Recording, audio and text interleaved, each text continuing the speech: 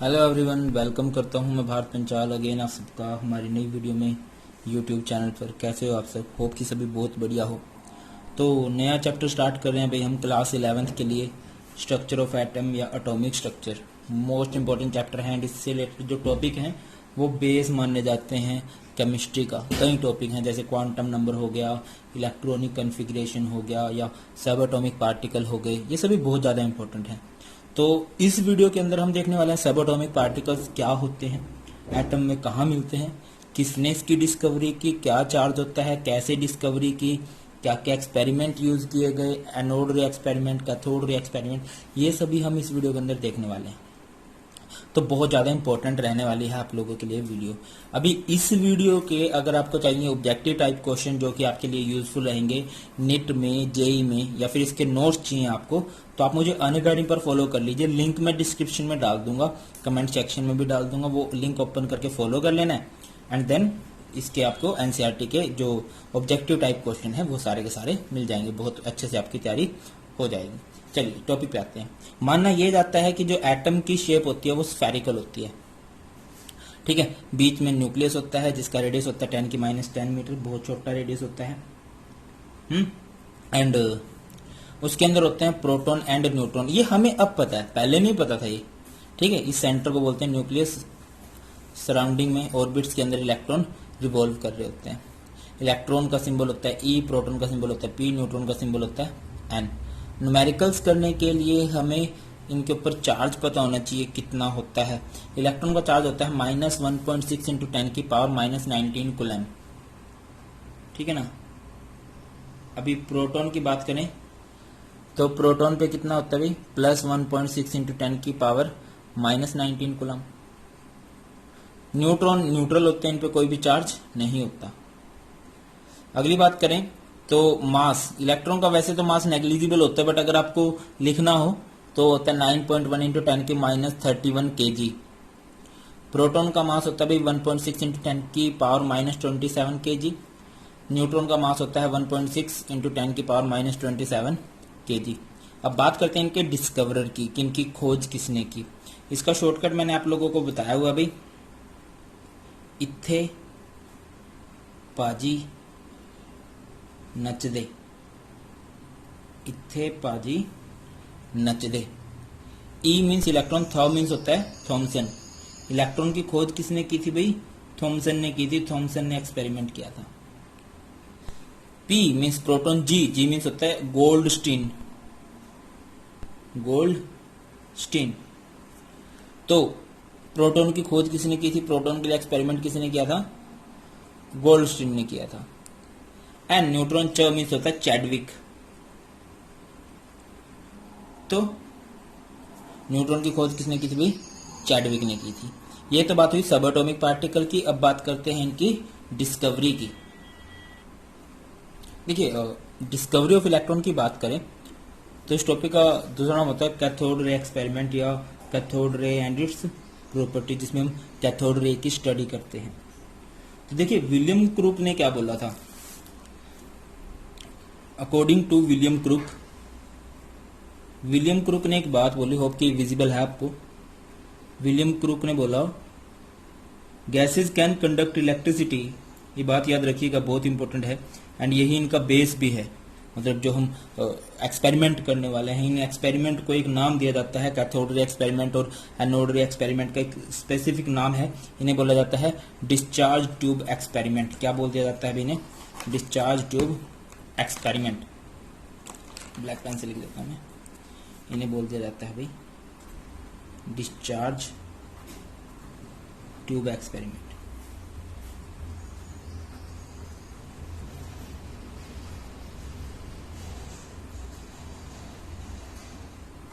क्योंकि होता क्या है कि इसके अंदर एक्चुअल में हम एक डिस्चार्ज ट्यूब ही लेते हैं। हार्ड ग्लास की ट्यूब होती है, 50 सेंटीमीटर लॉन्ग होती है जिसकी लेंथ। Discharge tube experiment. तो विलियम क्रूक ने क्या बोला? Gases can conduct electricity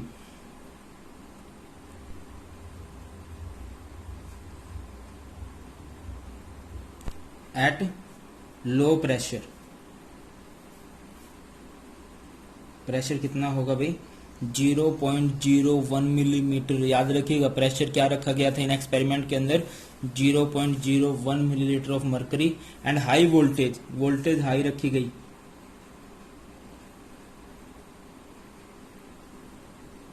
high voltage कितनी 10,000 वोल्ट। तो इन दीज कंडीशन होगा क्या, इन कंडीशंस के अंदर some invisible rays emit,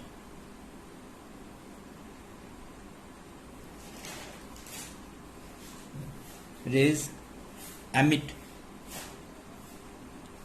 from cathode. देखिए हुआ क्या था, उन्होंने एक्चुअली डिस्चार्ज ट्यूब ली थी 50 सेंटीमीटर लेंथ थी, हार्ड ग्लास की ट्यूब थी। प्रेशर बहुत कम कर दिया था, कितना कर दिया 0.01 मिलीमीटर। वोल्टेज बहुत हाई कर दी 10,000 वोल्ट।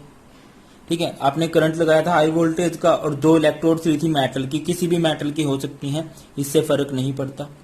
जो नेगेटिव टर्मिनल से अटैच होती है उसे कैथोड बोलते हैं भी, जो पॉजिटिव टर्मिनल से अटैच होती है उसे एनोड बोलते हैं। तो क्या हो रहा है कि इनविजिबल रेज निकल रही हैं। इन इनविजिबल रेज निकल कहां से रही है, कैथोड से निकल रही है। मतलब हमें कैसे पता कैथोड से निकल रही है, हमने इसके लिए बाद में कुछ और सिस्टम भी लगा के देखे थे। ठीक है, अभी समझते हैं फ्रॉम कैथोड, कैथोड से निकल रही है और इन्हें क्या बोल दिया जाता है, नोन एज कैथोड रेज। क्या बोल दिया जाता है इन्हें, कैथोड रेज। समझिए तो हो क्या रहा है भाई, बहुत सारी प्रॉपर्टीज है वो देखने वाले हैं। ये हमारा डिस्चार्ज ट्यूब है, 2 मेटल की रोड ली एंड उसको वायर से कनेक्ट कर दिया क्या, हाई वोल्टेज से। फिर क्या किया हमने ना, ये जो एनोड थी इसको परफोरेटेड कर दिया। परफोरेटेड मीन्स इनमें हल्के हल्के होल कर दिए। एंड इसकी बैक साइड में, इस एनोड की बैक साइड में हमने क्या किया, फ्लोरोसेंट स्क्रीन लगा दी। फ्लोरोसेंट होता है जो चमकती है, लाइक अगर उस पर कोई भी चीज टकराएगी ना तो वहां से वो चमकना स्टार्ट कर देगी, तो हमें पता लग जाता है कि हाँ यार यहाँ पे कोई चीज कोलाइड की है। ठीक है ना। और बनी किसकी होती है, वो फ्लोरोसेंट जो स्क्रीन होती है वो जिंक सल्फाइड की बनी होती है। इसे जिंक ब्लेंडे भी बोल दिया जाता है। क्या बोल दिया जाता है अभी, जिंक ब्लेंडे। ओके बात, अभी देखिए तो इसके बाद हम क्या ऑब्जर्व कर रहे हैं कि यहां से ना, ये जो हमारी कैथोड है यहां से रेज निकल रही हैं। इन रेज को क्या बोला गया, मतलब इनविजिबल थी, ये नहीं है कि विजिबल है, इनविजिबल रेज थी एंड वो यहाँ पे टकरा रही थी। देन हमें पता चला कि यार ये आ रही है, क्योंकि देखो एनोड की साइड आ रही थी, पॉजिटिव टर्मिनल की साइड आ रही थी, मतलब वो नेगेटिव वाली रेज होंगी तभी तो। चलो अब इनकी प्रॉपर्टीज देखते हैं।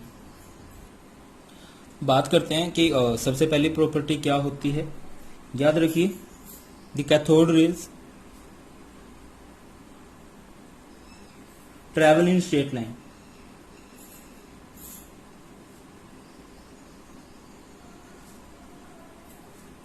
Travel in straight line. अभी ये बात कैसे पता चली कि वो स्ट्रेट लाइन में ट्रैवल कर रही है, तो देखिए जैसे ये रेज थी, यहाँ पे कोई पार्टिकल रख दिया, यहाँ पे कोई ऑब्जेक्ट रख दिया, तो इसके अपोजिट डायरेक्शन में इसकी शैडो बन रही थी, इसकी शैडो बन रही थी। इसका मतलब क्या है, समझ रहे हो, जैसे मैं यहाँ पे कोई ये आ रही है रेज और मैं ये खड़ा कर दूं, तो मतलब सिंपल सी बात क्लियर हो रही है भाई, उस साइड से रेज आ रही है और देखिए ये इसकी क्या बन रही है, ये इसकी क्या बन रही है, इमेज बन रही है, शैडो बन रही है। यही बात कही कि भी स्ट्रेट लाइन में वो रेज ट्रैवल कर रही थी, इसी वजह से उसकी जो ऑब्जेक्ट की शैडो है वो उसके अपोजिट साइड में बन रही थी। अगली बात करें तो दूसरी बात हमने बोली कि ये क्या होती है, इनविजिबल होती हैं। दीज रेज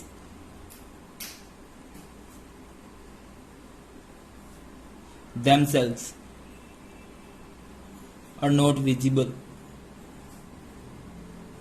ये दिखाई नहीं देती हैं। फिर इनको ऑब्जर्व कैसे किया गया, इनको ऑब्जर्व किया गया, पीछे की साइड हमने फ्लोरोसेंट स्क्रीन लगाई थी, तो उस पर वो टकरा रही थी, इस वजह से हमें पता लगा था कि हाँ यहाँ से कुछ निकल रहा है भाई।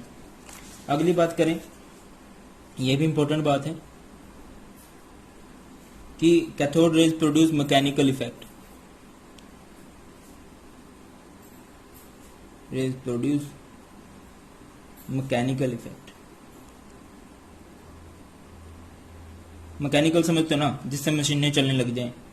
अब मशीनें क्या चलाएंगी, अभी ये तो बहुत हल्की हल्की सी रेस हैं। तो यहाँ पे ना एक बहुत छोटा सा ना पैडल रख दिया, बहुत छोटा सा मूविंग व्हील रख दिया, बहुत छोटा सा, ठीक है ना। एंड वो देख रहे हैं कि वो जो व्हील है ना वो घूमना स्टार्ट कर गया, तो मतलब एक मशीन से स्टार्ट होगी। तो यहाँ से रिजल्ट पे पहुंचे थे कि इनमें क्या होते हैं, मैकेनिकल इफेक्ट होते हैं भाई। ओके है, अगली बात करते हैं। फोर्थ पॉइंट जो सबसे इंपॉर्टेंट पॉइंट है, cathode rays consist of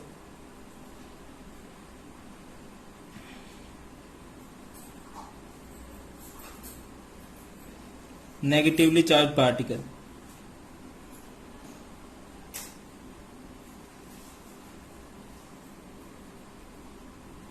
known as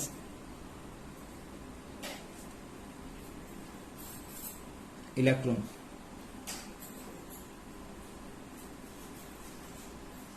अभी इस बात पे हम कैसे पहुंचे कि भाई नेगेटिवली चार्ज ये जो है इन रेज पे नेगेटिव ही चार्ज है। तो इलेक्ट्रिकल और मैग्नेटिक फील्ड लगा के देखा गया तो कैथोड रेज की जो प्रॉपर्टीज आ रही थी ना वो सिमिलर आ रही थी किसके जैसे कि एक नेगेटिवली चार्ज पार्टिकल के होते हैं। दूसरी बात समझो ना कि ये किस साइड अट्रैक्ट हो रही हैं, किस साइड जा रही हैं खिंची हुई, नेगेटिव टर्मिनल से पॉजिटिव टर्मिनल की तरफ अट्रैक्ट हो रही हैं। अब पॉजिटिव टर्मिनल की तरफ अट्रैक्ट हो रही है मतलब उन पे खुद पे कौन सा चार्ज रहा होगा, उन पे खुद पे कौन सा चार्ज है भाई, नेगेटिव चार्ज है। क्लियर हुई बात। अगली बात करते हैं, जो नेक्स्ट पॉइंट है सबसे इंपॉर्टेंट पॉइंट है ये भी, cathode rays produce heating effect. बीच में बहुत पतली पतली मेटल की स्ट्रिप लगाई एंड जब बाद में देखा गया तो वो गर्म हो चुकी थी। तो यहां से एक बात पता चली कि इन पे क्या होता है भाई, ये हीटिंग इफेक्ट को प्रोड्यूस करती है। नेक्स्ट पॉइंट की बात करते हैं, सबसे इंपॉर्टेंट पॉइंट ये भी है भाई, दैट की the characteristics of cathode raise.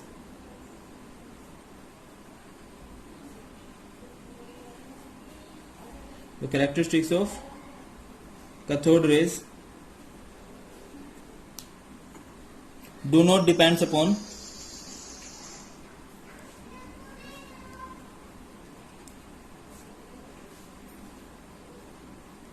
the nature of electrodes and the nature of gas in present in cathode ray tube and the gas present in cathode ray tube। Important बात है ये भी। अभी ये बात कैसे पता लगी कि भाई ये जो कैथोड रे की प्रॉपर्टी है ये डिपेंड नहीं करती है इलेक्ट्रोड्स पे कि इलेक्ट्रोड्स आपने किस मेटल के लिए है या अपने गैस किस नेचर के लिए है। उन्होंने थॉमसन जी ने बहुत सारी, अच्छा देखिए ये बात विलियम क्रूक ने बोली थी कि ऐसा होता है, बट ये एक्सपेरिमेंट किया किसी ने था, थॉमसन ने किया था भाई, याद रखिए इस बात को, ठीक है ना। इलेक्ट्रॉन की डिस्कवरी की जो क्रेडिट दिया जाता है वो थॉमसन को ही दिया जाता है। बात समझिए, इंपॉर्टेंट बात क्या है कि उन्होंने अलग अलग मेटल की इलेक्ट्रोड लेके देखी बट प्रॉपर्टी सेम थी, अलग अलग गैस फिल करके देखी तब भी प्रॉपर्टी सेम थी। तो यहां से वो एक रिजल्ट पे पहुंचे थे कि भाई कैथोड रेज की जो प्रॉपर्टीज हैं वो डिपेंड नहीं करती नेचर ऑफ इलेक्ट्रोड्स पे या नेचर ऑफ गैस पे। अगली इंपॉर्टेंट बात करते हैं, charge and mass of electrons.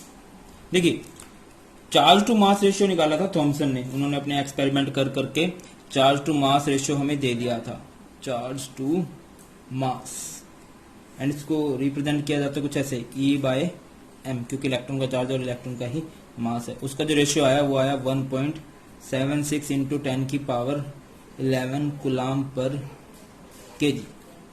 Next बात है determination of charge on the electrons. देखिए जो चार्ज ऑन द इलेक्ट्रॉन्स है ये किसने किया था, R.A. मिलिकन ने। RA मिलीकन।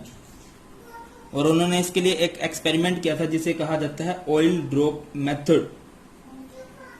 और उन्होंने बताया कि इलेक्ट्रॉन के ऊपर जो चार्ज होता है, चार्ज ऑफ जो इलेक्ट्रॉन रहता है वो कितना रहता है भाई, जो हम आज पढ़ते हैं 1.6 इंटू 10 की पावर -19 कूलम्स। और यहां से फिर मास ऑफ इलेक्ट्रॉन को कैलकुलेट करना बड़ा आसान हो गया। क्या मुश्किल था? मास ऑफ इलेक्ट्रॉन को कैसे कर सकते थे? मास ऑफ इलेक्ट्रॉन को किया गया E/m। E क्या है? चार्ज ऑफ इलेक्ट्रॉन, जो कि RA मिलीकन ने दिया था। E/m क्या है? चार्ज बाय मास रेशियो, जो कि थॉमसन ने दिया था। और इसकी वैल्यू क्या रहती है भाई? इसकी वैल्यू रहती है 1.6 इंटू 10 की power -19 coulomb to the electron by mass ratio जो था वो था 1.76 इंटू 10 की पावर 11 कूलम पर केजी। तो यहां से सिंपल आउट करके आएगा आपका 9.1, ये 1.76 था, 9.1 इंटू 10 की पावर -31 केजी। ठीक है ना, बात क्लियर हुई? अच्छा, अभी एक नॉलेज के लिए एक जरूरी बात और याद रख लो भाई, ये तो इंपॉर्टेंट बात है, सिलेक्टेड क्वेश्चन बनते हैं एंड जब आप एनसीईआरटी और फिंगर टिप्स देखोगे तब आपको पता लगेगा। देखिए, इलेक्ट्रॉन को अगर कभी डिफाइन करना आ जाए तो आपको इलेक्ट्रॉन की डेफिनेशन भी पता होनी चाहिए कि क्या होता है इलेक्ट्रॉन। किस तरह से डिफाइन करेंगे? अ sub atomic particle which carries, बहुत इंपॉर्टेंट है भाई ये भी, एक सब एटॉमिक पार्टिकल होता है which carry 1 unit negative charge, negative charge कितना तो 1.6022 इंटू 10 की power -19 coulomb and has a mass. Mass कितना होता है भाई? अभी करके ही आए हैं हम, 9.10 इंटू 10 की पावर -31 किलोग्राम। इंपॉर्टेंट बात जो है, हाइड्रोजन के मास से अगर कंपेयर किया जाए equal to 1/1837 of that of hydrogen atom, that of hydrogen atom. इससे रिलेटेड भी क्वेश्चन बनता है कि एक इलेक्ट्रॉन का मास हाइड्रोजन के एटम के मास के कंपैरिजन में कितना होता है, वो होता है 1/1837। ओके है, तो ये था हमारा इलेक्ट्रॉन की डिस्कवरी कैसे हुई, किसने की, क्या एक्सपेरिमेंट था, कैथोड रे ट्यूब के बारे में पढ़ा, इलेक्ट्रॉन के चार्ज, मास, सब कुछ हमने देख लिया। अभी हम पढ़ते हैं नेक्स्ट अपना डिस्कवरी ऑफ प्रोटॉन। उसके लिए हमें एनोड रेज के बारे में पढ़ना है। हाँ जी, तो अभी बात करते हैं स्टडी ऑफ एनोड रेज की, डिस्कवरी ऑफ प्रोटॉन की। देखिए, एटम के अंदर ये तो हमें पता ही था कि भाई नेगेटिवली चार्ज पार्टिकल्स हैं जिन्हें हम इलेक्ट्रॉन्स बोलते हैं। तो क्योंकि एटम न्यूट्रल होता है तो एक बात हमें क्लियर हो चुकी थी कि भाई कुछ ना कुछ उसके अंदर पॉजिटिव भी है। ठीक है, तो 1836 के अंदर एक साइंटिस्ट थे जिनका नाम था गोल्डस्टीन, और पूरा नाम था भाई उनका E. गोल्डस्टीन। E. गोल्डस्टीन, उन्होंने ही सबसे पहले बात ये बोली थी, पूरा नाम नहीं था, E. गोल्डस्टीन था। कहीं आपको और E बोल रहे हो फिर पूरा नाम कहाँ हुआ। उन्होंने सबसे पहले बोली ये बात कि भाई कैथोड रेज के अलावा भी रे हैं जिन्हें उन्होंने नाम दिया एनोड रेज। क्यों एनोड रे बोला? क्योंकि ये एनोड से निकल रही थी। कुछ इस तरह का डायग्राम हम पढ़ चुके हैं पहले भी। ठीक है, ये हमारी एनोड है, ये कैथोड है। जो पॉजिटिव टर्मिनल से अटैच है उसे हम एनोड कहते हैं, जो नेगेटिव टर्मिनल से अटैच है उसे हम कैथोड कहते हैं। पिछली बार हमने एनोड का परफोरेटेड किया था, एनोड में हल्के हल्के होल किए थे, अब की बार हमने कैथोड में होल कर दिए। अच्छा, ये कैथोड से कैथोड रेज निकल रही हैं और एनोड से एनोड रेज निकलेंगी। ठीक है ना, तो ऑब्जर्व करने के लिए हमने इसके भी फ्लोरोसेंट स्क्रीन लगाई, फ्लोरोसेंट ट्यूब कुछ लगाई, जिंक ब्लेंड, जैसे कि मैंने आपको लास्ट टाइम बताया था। ठीक है ना। तो अभी वो कोलाइड करेंगे, फ्लोरोसेंट पे क्या होता है कि जैसे भी कोई चीज टकराती है ना, वो चीज चमकना स्टार्ट कर देती है। ठीक है, सेम वही ऑब्जर्वेशन है जैसे विलियम क्रुक ने बोला था कि भाई अगर आप किसी गैस को बिल्कुल लो प्रेशर में एंड हाई वोल्टेज पे लोगे देन आप इलेक्ट्रिसिटी को प्रोड्यूस कर सकते हो। वही कंडीशन हमने यहाँ पे भी रखी है। इन दोनों एक्सपेरिमेंट को डिस्चार्ज ट्यूब एक्सपेरिमेंट भी बोला जाता है। एंड उन्होंने कैसे ऑब्जर्व किया, उन्होंने यहाँ पे इलेक्ट्रिक फील्ड लगाई। तो वो क्या देखते हैं कि जो नेगेटिव प्लेट है ना, नेगेटिव प्लेट की साइड पार्टिकल अट्रैक्ट हो रहे हैं कुछ, मतलब वो पार्टिकल पॉजिटिव है। तो एनोड रेज पहली तो बात निकलती कहां से है भाई, एनोड से निकलती हैं। याद रखिए कहां से निकलती हैं, एनोड से निकलती हैं। इनको ऐसे बोल सकते हैं, these raise travel in opposite direction. देखिए कैथोड रेज ऐसे जा रही हैं, इस तरफ क्या आ रही हैं, एनोड रेज आ रही हैं। Travel in opposite direction of cathode raise.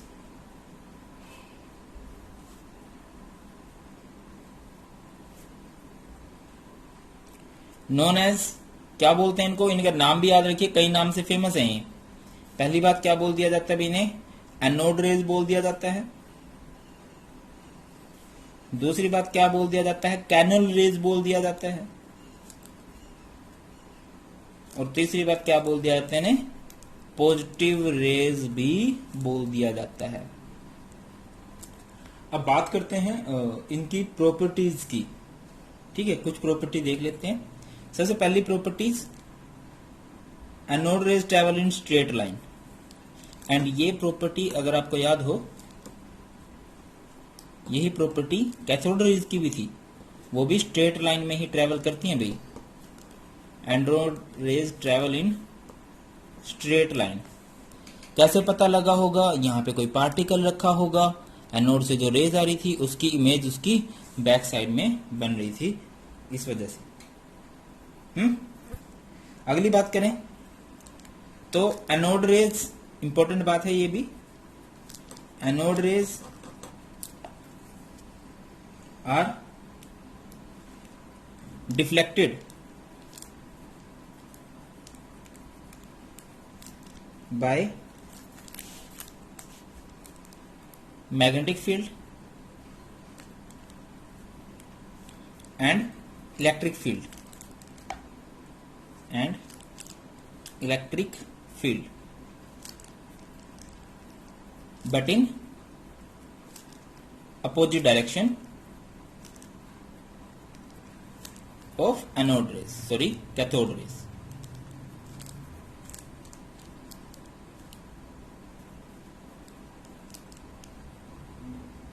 Cathode rays, इसका मतलब क्या हुआ, दिस मीन्स अब उनके पॉजिटिव चल रही हैं कैथोड के, तो कैथोड पे रेज पे नेगेटिव चार्ज था, तो इन पे कौन सा हुआ, this means they carry positive charge. कौन सा चार्ज होगा भाई इन रेज पे, पॉजिटिव चार्ज होने वाला है। उसके बाद अगली यहाँ पे हमने व्हील रख के देखा, तो जैसे कैथोड रेज में वो व्हील मूव कर रहा था, तो इनमें भी वो व्हील क्या है, मूव कर जाता है। ठीक है, और अभी अगर कोई मेटेलिक रोड रखें, कोई हल्की सी मेटेलिक स्ट्रिप रख दें, तो वो हीट भी हो जाती है। तो आप लिखोगे they produce metallic and heating effect, metallic and heating effect. ये भी मेटेलिक नहीं भी, they produce mechanical and heating effect. अगली बात करें तो जो इंपॉर्टेंट बात आपने याद रखनी है, charge to mass ratio, charge to mass ratio जो इलेक्ट्रॉन का था, mass ratio of anode rays, anode rays को नाम दे दिया गया था, पॉजिटिव पोर्शन को नाम दे दिया गया था प्रोटॉन स्मॉलर देन इलेक्ट्रॉन।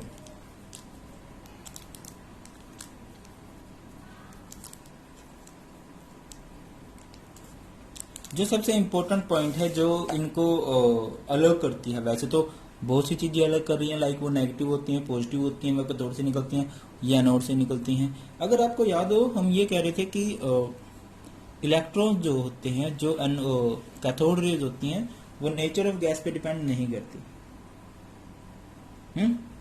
तो बट इनके जो E बाई एम रेशियो होता है वो नेचर ऑफ गैस पे डिपेंड करता है। तो आप क्या लिखने वाले हो, unlike cathode rays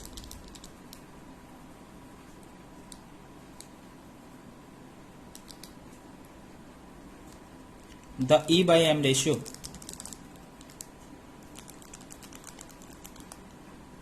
of anode rays depend upon nature of gas.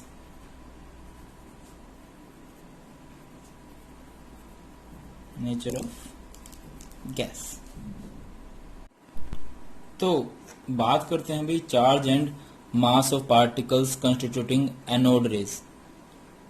Anode rays के अंदर जो पार्टिकल्स हैं उनका मास क्या होगा, चार्ज क्या होगा। देखिए चार्ज की अगर हम बात करें पहले, तो भैया चार्ज तो बिल्कुल सेम ही है जो कैथोड रेज के पार्टिकल पे था, बस बात यह है कि उन पे नेगेटिव था, इन पे पॉजिटिव है। वो चार्ज होगा कितना भाई, 1.6022 इंटू 10⁻⁻⁻19 कूलम। तो अभी जैसे कि हमने पिछली वीडियो में देखी है एक बात कि जो इन ये पार्टिकल्स होते हैं, इनका जो चार्ज बाय मास रेशियो होता है ना, वो गैस पे डिपेंड करता है। जो गैस ली जा रही है उसकी नेचर पे डिपेंड करता है, जो आप गैस लोगे ट्यूब के अंदर, ठीक है ना। तो अगर मैं यहां से मास निकालना चाह रहा हूं, तो मास का फॉर्मूला वही है जो इलेक्ट्रॉन का था, E to the E by M। Charge क्या, 1.6022 into 10⁻⁻⁻19 coulomb to the E by M। अब E बाई एम कौन सा पुट करें, चार्ज बाय मास किसका पुट करें। तो यहाँ पे एक गैस मान ली गई जिसके पास सिर्फ एक ही प्रोटॉन होता है और वो होता है हाइड्रोजन के पास। तो हाइड्रोजन का जो चार्ज बाय मास आता है वो आता है 9.58 इंटू 10⁻7 कूलम पर केजी। ये याद रखना, आपसे पूछा जा सकता है E by M of hydrogen कितना होता है। तो यहाँ से वैल्यू निकल आ गई आपकी, कितनी आ गई भाई, यहाँ से वैल्यू आपकी आ गई थी 1.67 इंटू 10⁻⁻27 kg। और अगर आप डिफाइन करना चाह रहे हो, आप चाहते हो डिफाइन करना एक प्रोटॉन को, क्या आप बोलोगे, याद रखिए a proton is a sub atomic particle which carries सबatomic particle which carries जिस पे कौन सा चार्ज होता है भाई, 1 unit positive charge, 1 unit positive charge, ठीक है ना। और वो चार्ज होता कितना है, 1.6022 इंटू 10⁻⁻⁻19 कूलम्स एंड हैज मास कितना होता है भाई, मास कितना होगा 1.67 इंटू 10⁻⁻27 kg इक्वल टू, याद रखिए, that of an atom of hydrogen. ठीक है, ये बात है जो इसको अलग कर रही है किससे, इलेक्ट्रॉन से। इलेक्ट्रॉन का अगर मास याद हो वो 1/1837 था as compare to electron, as compare to hydrogen 1/1837 था, सॉरी। तो इलेक्ट्रॉन की खोज हो चुकी है, प्रोटॉन की खोज हो चुकी है, तो फिर न्यूट्रॉन की खोज कैसे हुई। न्यूट्रॉन की खोज की थी, याद रखिए, एक साइंटिस्ट ने जिनका नाम था चैडविक।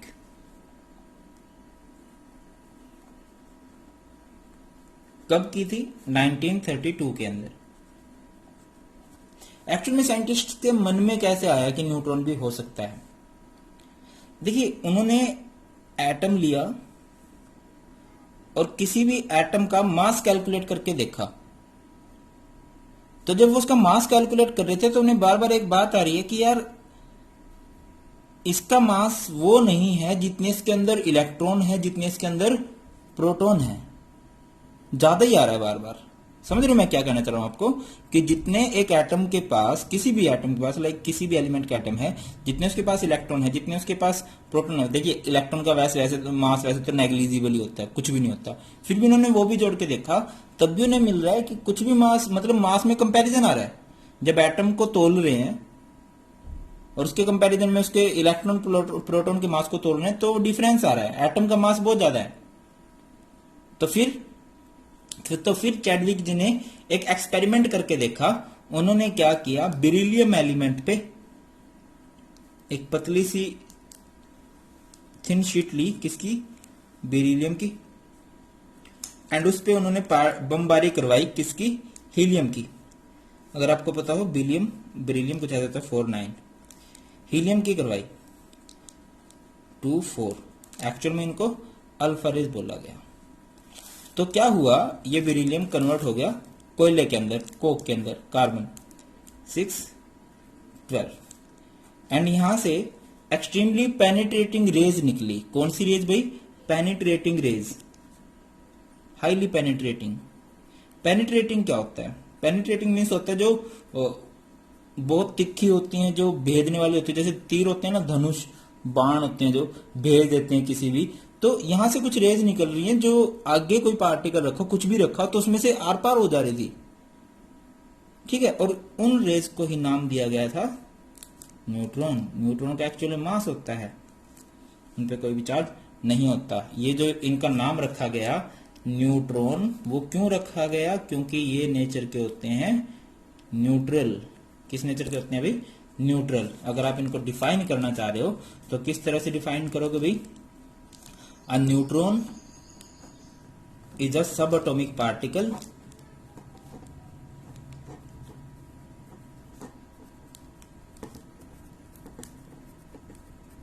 Having mass.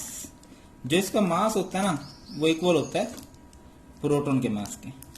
थोड़ा बहुत डिफरेंस हो, एक अलग बात है, वरना उसकी इक्वल होता है। हैविंग मास 1.675 इंटू 10 की power -27 kg equal to that of hydrogen atom. इनके मास को बार बार कंपेयर किससे किया जा रहा था भाई? हाइड्रोजन एटम से ही, hydrogen atom. And carry no charge, carry no charge.